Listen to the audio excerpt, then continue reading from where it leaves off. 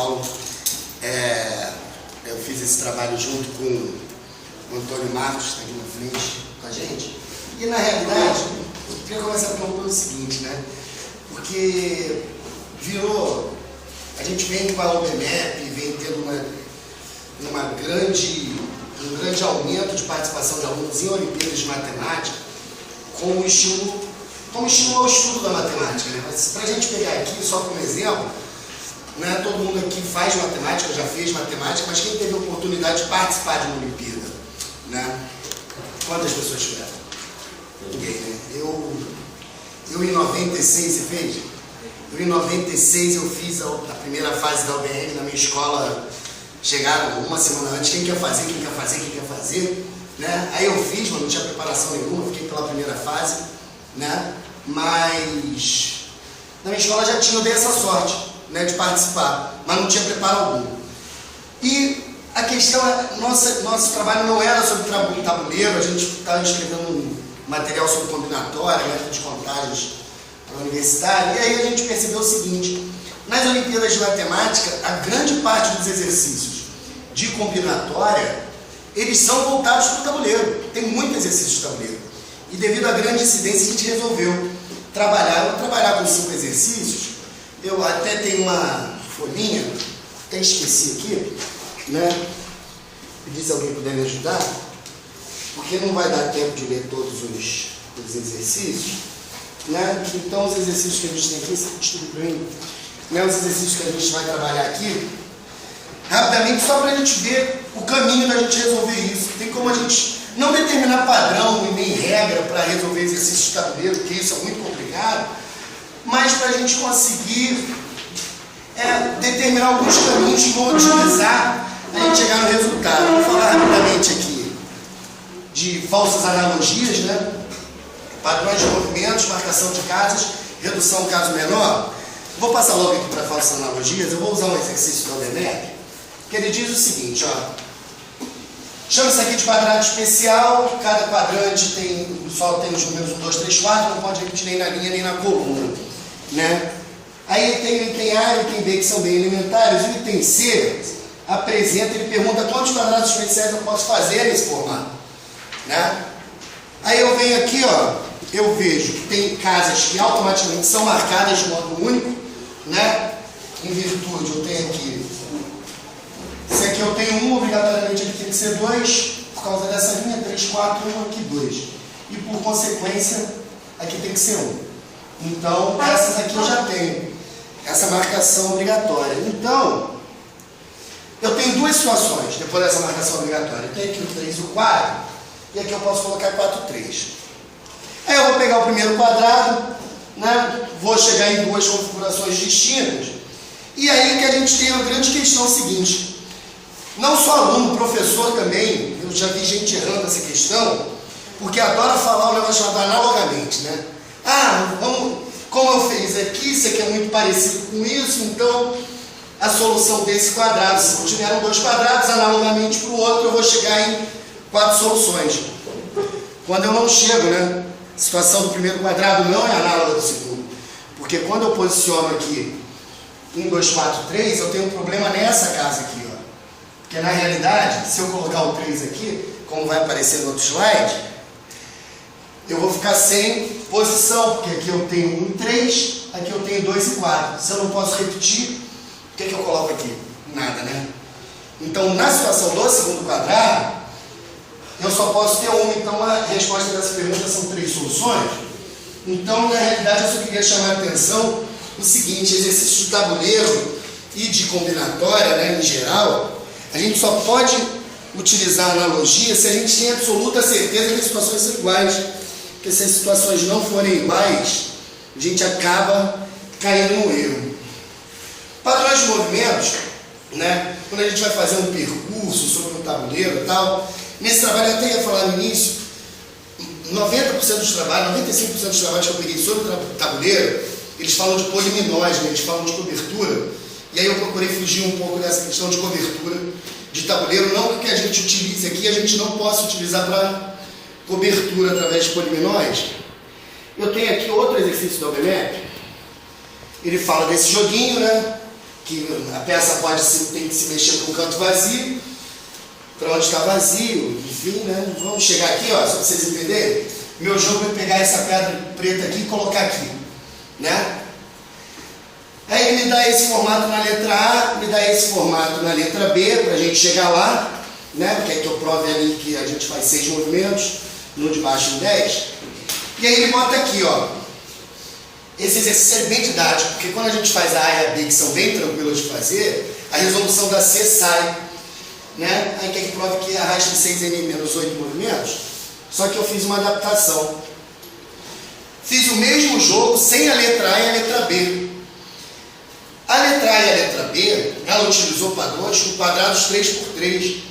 Mas se não tivesse a A e a B, que por mais que dá auxiliar o aluno, eu tinha como achar um padrão menor e mais simples, um padrão só com exemplo daquele exercício, né? Que eu marco quadradinhos 2x2. Marco quadradinho 2x2 aqui na diagonal. Quando a gente vai estudar um percurso, né, a primeira coisa que a gente tem que fazer no exercício de tabuleiro é pensar que se eu vou fazer um percurso, eu tenho que procurar o menor caminho. E o meu menor caminho é a diagonal. Se eu estou falando de um quadrado, o meu menor caminho até o outro extremo é a diagonal. Então a gente traçou aqui quadrados 2x2, que tem a diagonal contida na diagonal do quadrado maior, né? E aí a gente vem percorrendo aqui. Tem esse movimento. Quando eu faço 4 movimentos, eu consigo sair dessa casa aqui, da configuração do quadrado vermelho, e levar a configuração para o quadrado amarelo, né? Com esses movimentos, sobe a preta, vem para cá, papá, cheguei ali, né? Só que o que eu quero do quadrado amarelo é que ele tenha a mesma configuração inicial que o quadrado vermelho tinha. Aqui eu não tenho, eu já coloquei a bola preta no lugar, mas eu tenho que tirar aquela branca de cima, né? Eu vou fazer mais 2 movimentos, vou descer essa bola branca, chegar essa bola aqui, e isso aqui está errado, né? Essa bolinha não existe, né? Na realidade essa bola está aqui, isso aqui está vazio, um errozinho de slide, detalhe. E a gente consegue, em 6 movimentos, chegar na mesma configuração. Então eu sei que de 6 em 6, eu vou repetindo a configuração do quadrado de cima. Só que se eu tenho um tabuleiro N por N, eu vou ter N menos 1 quadrados. Porque na última linha vai começar um quadrado, na penúltima outra. Só que quando eu chegar lá em cima, eu vou ter um quadrado que começa na segunda linha, tem a base da segunda linha, mas em cima eu não tenho, eu não posso ter um quadrado começando de cima. Então eu vou ter N menos 1. E aí outro erro, né, comum também. Porque a gente pode chegar, o tabuleiro está lá na frente, né? Ah, são 6 menos 1 movimentos, pegou, bom, resolvemos. Não resolvemos que quando chegar no quadrado de cima, aquele movimento lá 5 e 6 que eu tenho que usar para igualar, né? Esses 2 movimentos aqui, no último quadrado eles não vão ser utilizados, né? Porque eu só quero chegar com a bola preta na casa de cima. E aí eu consigo provar que eu resolvo em 6 N menos 8 movimentos, né? Então não é difícil usar um padrão, achar um padrão. Existem questões maiores, menores, né? Mas sempre que a gente vai fazer um percurso, a gente consegue achar um padrão num tamanho menor, porque o tabuleiro é uma coisa 2x2, 3x3. A marcação de casa é o instrumento mais utilizado em exercício de tabuleiro, né? O exercício utilizado é o recurso mais utilizado para poliminó, para percurso, para preenchimento. Esse exercício diz o seguinte: tem a fila, são 42 alunos, cada um tem uma plaquinha de 1 a 42, né? E eles estão de mão dadas. Eles vão fazer uma fila onde eles não podem entrelaçar as mãos, né? E aí falaram o seguinte: 2 inspetoras chegaram falando, ó, o aluno 11 está aqui, o 20 está aqui, o 31 está aqui. O desenho da outra inspetora foi esse. A diretora olhou para um dos 2 desenhos e falou: está errado, um está errado. Aí qual o desenho que está errado? Sem marcação de casa, esse exercício ele fica extremamente complicado, porque você tem que fazer tentativa. Mas quando você começa a marcar as casas, né, eu tenho essa situação, vou fazer uma situação geral. Né? O aluno está aqui, está de mão dada com 2, com 3, ele faz a curva aqui e tal. Pode ter diversas configurações, né? Mas dentro dessa aqui, e aí é uma coisa que vai acontecer em toda a configuração que tiver, os números ímpares, se eu comecei na branca, os ímpares vão estar na branca. Se eu comecei na vermelha, os ímpares vão estar na vermelha. Então, com a marcação de casa, fica muito simples de resolver, né? Porque a gente chega e vê o seguinte, ó, 11 é ímpar, 31 é ímpar. Essa situação aqui, ela é possível. 11 é ímpar, 11 é ímpar, está no vermelho, 31 está no branco. Né? Essa situação não é possível. Então, a diretora olhou e falou, desenho da, acho que é a cega, não sei, da segunda está errado, né? Mas, tipo, só marcando as casas, a gente conseguiu resolver esse exercício de forma muito elementar, né? E aí, eu botei, quem não entender, pede para preencher o quadrado, eu vou disponibilizar na internet depois, aí vocês pegam lá. Marcação de casa com mais duas coisas. A marcação de casa ela pode ficar um pouco mais complexa, né? Tem um exercício da Ibero-Americana aqui, o lance é o seguinte, é um policial que prendeu um ladrão, né? Só que os dois só podem fazer esses movimentos, para baixo, para a direita e para a diagonal superior esquerda, né? E é um tabuleiro 2001 por 2001. Como é que a gente consegue prender? Eu não vou fazer esse exercício completo, senão a gente vai ficar aqui muito tempo, e aí eu só tenho 15 minutos, não dá, né? Mas o grande segredo desse exercício aqui é a marcação de casa. Por quê? Ele diz que o policial está no centro do tabuleiro, né? Ele quer que eu prove o seguinte, que o ladrão consegue fugir por 10 mil movimentos, né? O exercício, depois que a gente marca as casas, o exercício fica bem tranquilo. Ele diz o seguinte, os movimentos que podem ser feitos são esses. O policial está no centro do tabuleiro e o ladrão está aqui. Aí eu falo, a casa que o policial vai se mexer, né, ele pode vir para cá, para cá, para cá, eu vou chamar de A. O movimento seguinte do policial, que ele vai sair de A, óbvio, ele está em A, faz o movimento, que vai para B. Eu vou chamar de B, para onde ele for, né?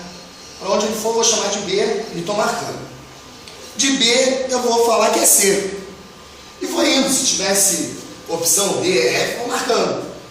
Só que aqui, dá para a gente perceber o seguinte, a casa que está o policial é uma casa marcada com C. Então, eu já sei que de B, eu vou para C. Se a casa que o policial está é C, obrigatoriamente de C eu saio para A. Então, eu consegui achar um padrão na minha marcação. Eu vou ter uma marcação ABC, ABC, ABC, que aí, vem, sai para A, né? E eu vou achar um tabuleiro, lógico que está reduzido 9 por 9, mas o policial está aqui, o ladrão está aqui, e as 2001 casas vão estar ABC, ABC na primeira linha, BCA, BCA, CAB, CAB. E depois que a gente consegue marcar o tabuleiro dessa forma, a gente consegue resolver bem esse exercício, né? E para finalizar, falando aí de redução ao caso menor, muitas vezes a gente pega um tabuleiro suficientemente grande, ou um tabuleiro M ou 2000 por 2000, e fica muito difícil a visualização. Fica muito difícil a visualização da solução, porque as pessoas têm muita dificuldade de abstrair, principalmente os alunos dessa dificuldade. Quando a gente joga para um caso mais concreto, um caso menor, a gente consegue resolver da melhor forma. Essa da Ibero-Americana também diz o seguinte, é um tabuleiro 2008 por 2008, aí eu tenho todos os números de 1 até 2008 ao quadrado, né? E ele fala que eu tenho uma soma, que eu faço a diferença da linha, eu pego o maior elemento, né, menos o menor elemento, eu vou achar uma soma, né? Eu vou achar um número, vou chamar de A aqui, né? Aí ele pergunta qual é a maior soma possível, né? Maior possível. A letra não é muito boa não, mas, né? Pergunta qual é a maior possível. E quando ele pergunta qual é a maior possível, fica muito difícil, né? No primeiro momento dá aquele baque. Pô, mas como é que eu vou resolver isso? Mas se a gente pensar no tabuleiro menor, fazer o tabuleiro aqui, eu estou vendo que 2008 por 2008 é múltiplo de 4. Então eu vou utilizar um tabuleiro 4x4, né? E aí eu não desenhei esse tabuleiro lá, né? No slide. Não desenhei porque esqueci mesmo, gente, perdão. Né? Aí eu faço aqui um tabuleiro e eu penso o seguinte, eu quero utilizar, se eu quero as menores, para eu ter a maior soma, eu quero as menores diferenças, né? Então a primeira coisa que eu vou fazer aqui é 16 menos 1. 16 menos 1 tem que ter, né? Ah, depois de 16 menos 1, eu quero ter o 16 menos 2. Ah, mas eu posso ter o 16 menos 3? Não, porque se eu estou operando linhas e colunas, eu só posso usar cada número 2 vezes, né? Então aqui para mim já é vantagem fazer 15 menos 1, que aí eu posso, 15 menos 2. Opa, beleza. Fiz aqui, mas eu já usei o 15 duas vezes, 16 duas vezes, 1 duas vezes, 2 duas vezes, né? Então o que eu vou fazer agora? Vou passar por 14, por 13, por 3 e por 4, né? E aí eu vou conseguir otimizar a minha soma, e no tabuleiro fica um negócio assim, ó. Tem outras formas de fazer, mas eu posso botar assim, 16, 1, 15, 2, depois eu venho 13, 14, 3 e 4, por exemplo, né? Diferença é o menor no número maior, não vai ter nenhum número maior ou menor aqui, mesma coisa, dá para observar bem, né? Que essa é uma configuração boa. Mas aí qual é o detalhe? Onde é que a gente usa a redução aí? A resposta desse exercício é 2 vezes o somatório de indo de 0 a 3, 4 ao quadrado, menos 2i, menos 1. Mas aí eu vou falar o seguinte, eu usei o tabuleiro 4x4, mas e no tabuleiro 2008 por 2008? Eu vou ter a mesma lógica de movimentação, eu vou ter a mesma lógica de preenchimento, porque aí quando tiver, eu vou botar lá 2008, deixa eu chamar aqui, né? Lá no cantinho, vou botar lá no primeiro, 2008 ao quadrado, 1, 2008 ao quadrado menos 1, vou botar aqui 2. Aí vou para os do meio, 2008 ao quadrado menos 2, 3, 2008 ao quadrado menos 4, 4, não, menos 4, não, menos 3, né? Por aí vai. Eu vou ter, num 4x4 eu consigo ter o mesmo comportamento do tabuleiro 2008 por 2008. E daí eu vou fazer o seguinte, ó, meu recurso vai ser chamar 4 de n. Eu vou chamar 4 de n e aí eu vou conseguir sair de que forma? Eu vou falar o seguinte, para um tabuleiro n por n, onde n seja igual a 4 alfa, né? Eu vou falar o seguinte, para todo n igual a 4 alfa eu tenho a soma nesse formato. Quando eu substituo por 2008, né? Eu vou chegar à conclusão que é 2 vezes o somatório de 0 a 2007, 2008 ao quadrado, menos 2i, menos 1. Né? O tempo é curto, dá para fazer muito mais coisa, né? Mas é bom que o tempo seja curto, porque é sinal que tem muito trabalho, muita produção.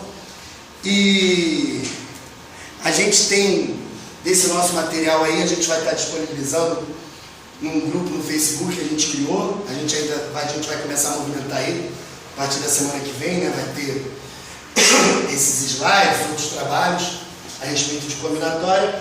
E é isso, gente. Obrigado.